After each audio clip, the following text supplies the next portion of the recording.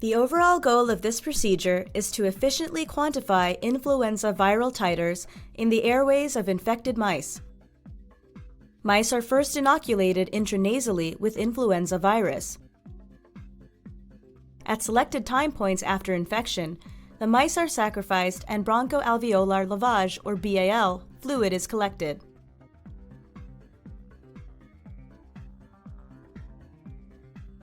Next, the BAL fluid is used to infect MDCK cells.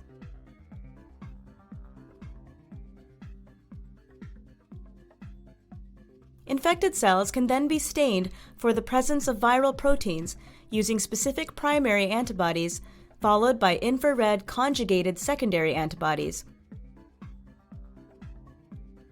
Infrared signals are read using the Lycor Odyssey scanner,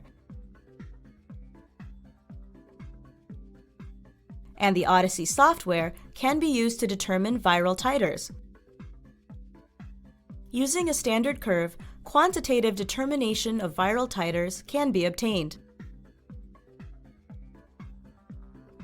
The major advantages of this technique over the existing methods is the precise quantification of the viral titers, the reproducibility, and the small volume that is required to perform this assay.